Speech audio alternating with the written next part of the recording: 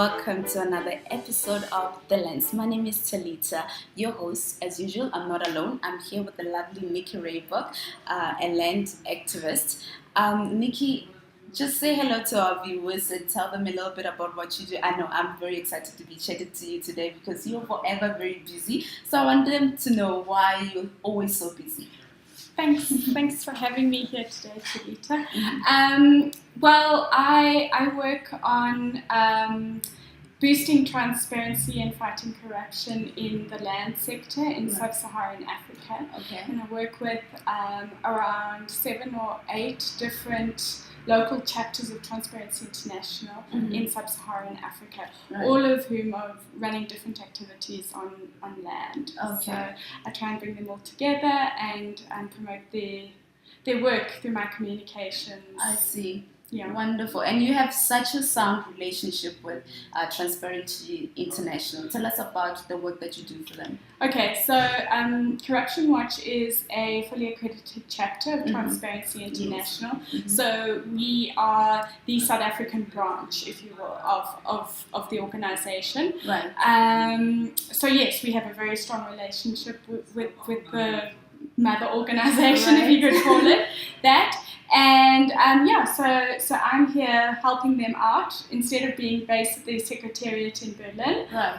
I've now moved back to South Africa and I'm helping them out from being based here. And this is actually something that Transparency International has wanted for a long time. Is it? Because it's realised that it can't have a secretariat that's that shows a huge diversity of views and experiences if everything's concentrated in Berlin and Germany. Right. So that's something that they've been working on to base more people in the various regions, particularly in developing countries that are emerging economies. That's great. And we continue to learn about the stuffs that you do out there. You know, I know you travel a lot and you do a lot on land, corruption on land, which is very exciting. So great work and keep up the great work while you're at that.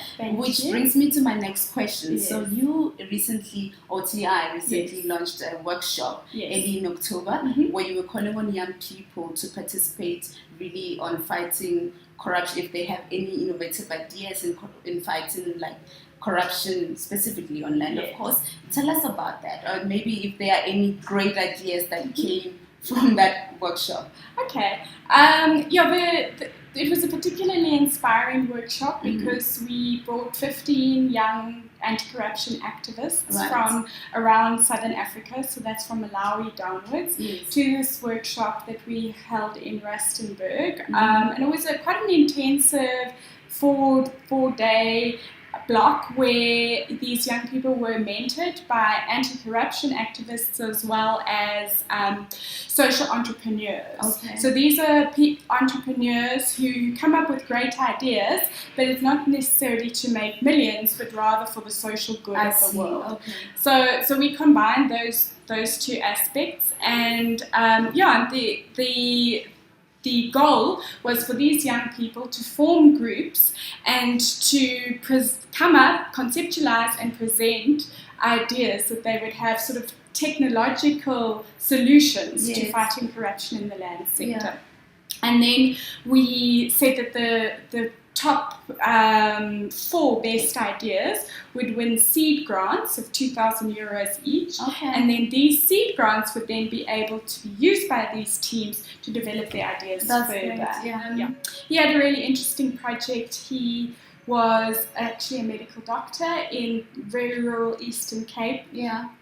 And he realized that it was all very fine and well treating people with medicines and trying to get them healthier, but there wasn't anything in the community to uplift people so that they would live a healthier lifestyle. So he decided to try and get a soccer field. In his very own community?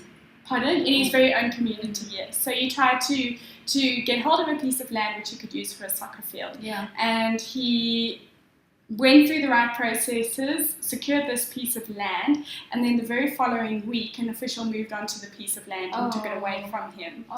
And this disturbed him so much, and he realized what a big problem land ownership land administration is in those kind of areas, and actually in Africa as a whole. But this spurred him on to actually leave medicine, stop becoming a doctor, and become a land activist instead.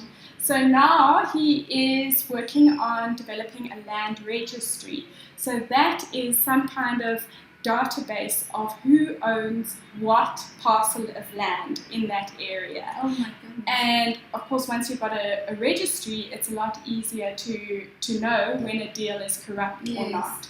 So he, with his seed grant, he'll be using drones to map the land. That is a sort of very, very strong, indestructible technology, online technology that's unhackable. And he's going to use this technology in order to build the land registry that is completely independent, and no one will be able to interfere with it. We need such young people. I'm very glad you came up with this workshop, and it seems to be and this is why it was your very first one, is it? It was, yes, and we're hoping it was the Southern African edition, and we're hoping to have one in East Africa and West Africa in the coming years. Awesome. It was hugely beneficial, and it was really encouraging to see the vast number of young people who are already working in this space and who are very passionate about fighting corruption in land affairs. That's really great. And from this event, following the event, I remember you then set up a group called Young Changemakers. Yes. Right. What inspired that? What's going on in this group? Just tell us a little bit. Okay, so I took my experiences from the Land and Corruption group, which I talked about previously, the online home for African chapters working on land issues, and I thought, well, this is a great idea to connect people, bring them all together, as opposed to having an email group or something like that, or Facebook group. So I then suggested to all the young people who were at the workshop to register on Corruption Watch Connected and use the same kind of concept as a way for people to talk to each other, to share ideas.